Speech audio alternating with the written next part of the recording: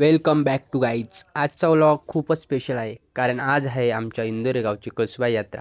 गावातील लोकांसोबत भक्तिमय वातावरणातील आणि भन्नाट व्ह्यूसोबत आजचा प्रवास असणार आहे खूपच खास. सर्वप्रथम देवीचे दर्शन घेतलं आणि देवीकडे अशीच गावात सुख समृद्धी राहो, भरभराट हो आणि पावसाचं वातावरण लाभो आणि सगळे पारंपरिक कार्य सुरळीत पार पडोत अशी मनापासून प्रार्थना केली. आणि इकडे पुढे डीजेचा ताल होता, मागे परंपरेचा सूर होता. एकीकडे नव्या काळची चाल होती तर दुसरीकडे गावच्या संस्कृतीची शान होती. आणि इकडे गर्दी खूप होती, पण त्या गर्दीत एक आपलेपणा होता. प्रत्येक चेहऱ्यावर आनंद होता आणि त्या आनंदाला कॅमेऱ्यामध्ये कैद करण्यात मी हरून गेलो होतो. आणि त्या गर्दीत चेहरे तर अनेक होते, पण भावना एकच होती, ती म्हणजे देवीवरील श्रद्धा आणि गावाबद्दलचा अभिमान.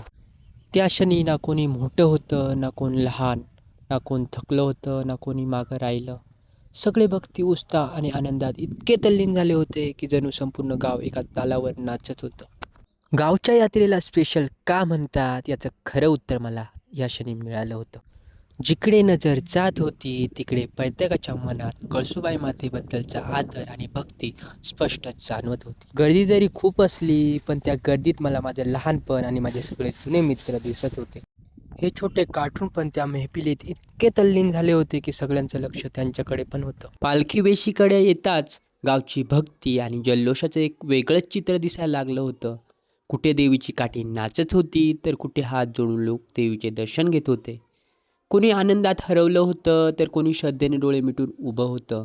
आणि हाच तर गावच्या यात्रेचा खरा रंग होता. पालखी पुढे जात होती आणि मागे सगळे गाव लिटरली एनर्जी ड्रिंक पिऊन आल्यासारखं फुल जोशमध्ये होता.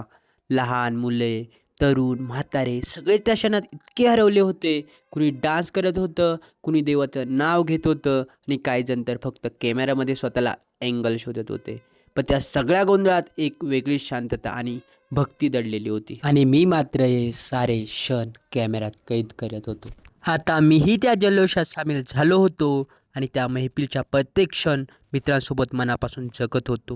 डीजेच्या तालावर पाय आपोआप थरकत होते, चेहऱ्यावर हसू होतं आणि मनात फक्त एकच फिलिंग होती, ती म्हणजे असे क्षण रोज येत नाहीत, हे फक्त मनात साठवून ठेवायचे असतात.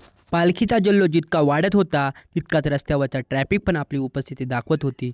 इकडे पोलीस कर्मचारी व्यवस्था सांभाळत होते तर गावचे ज्येष्ठ नागरिकही रस्त्यावर उभं राहून गाड्या बाजूला घेत होते. आणि खरं सांगायचं तर त्या दिवशी गावात फक्त भक्तीच नव्हती तर ट्रॅफिक मॅनेजमेंट पण फुल ऑन चालू होतं. इकडे मित्र पण फुल जोशात म्हणत होते, अरे आम्हालाही ब्लॉगमध्ये घे ना बाबा. आणि खरं सांगायचं त्यांचा उत्साह बघून कॅमेरा पण 2 मिनिटं कन्फ्यूज झाला असता, कारण सगळे इतक्या एनर्जीमध्ये डान्स करत होते जणू आज यात्रेच्या दिवशी पालखीसोबत यांचा परफॉर्मन्स पण इक्वली इम्पॉर्टंट होता. आणि इथे आमच्यासोबत रील स्टार भाऊ पण होते जे खूप छान रील बनवत होते. आता आम्ही गावाबाहेरच्या वाडीच्या दिशेने चाललो होतो आणि तिकडे जाताना पालखीतली गर्दी पाहून असं वाटत होतं जणू आज पूर्ण गाव देवीसोबत चालायला निघालं होतं. आम्ही नाचून फुल दमलो होतो, पण मन म्हणत होतं, अरे अजून थोडा वेळ चालेल, अजून थोडा जल्लोष बाकी आहे. त्या छोटा दादू पण होता, त्याला पण हाय केलं आणि मग पुढे निघालो. इकडे काही जण काठीचं दर्शन घेत होते तर काही जण काठी नाचवत होते. आणि इकडे या छोटा दिदे आमच्या म्हणत होत्या आमचं फोटो काढ. अरे म्हटलं नंतर फोटो काढतो. आणि इकडं बघितलं तर काय, या ताईच्या अंगात देवी आली होती, कारण त्यांची असीम भक्ती होती. आता मलाही काहीतरी वाटत होतं कारण कोणीतरी माझा व्हिडिओ बघत होतं. हे काका बोलतात मी तुमचा व्हिडिओ बघतो, मग काय त्यांना पण घेऊन टाक. नंतर मीही मित्रांच्या खांद्यावर उभा राहून फुल मूडमध्ये नाचत होतो. त्या क्षणी ना थकवा जाणत होता ना आजूबाजूची गर्दी, फक्त ढोलचा ताल, मित्रांची साथ आणि यात्रेचा भन्नाट वाईब जाणवत होता. आणि आता नाचून झालं होतं तसंच पालखी हळूहळू देवीच्या मंदिराच्या दिशेने निघणार होती. जल्लोषाचा तो रंग आता भक्तीच्या शांततेने मिसळत चालला होता. आता पालखी मंदिराकडे गेली होती, पण रात्रीचा तमाशा अजूनही बाकी होता. म्हणजे स्टोरी अजून संपली नाही भावा. तो भारी सीन तुम्हाला नेक्स्ट व्लॉगमध्ये दाखवणार आहे. तोपर्यंत बाय बाय आणि पुढच्या पार्टमध्ये पुन्हा भेटूया.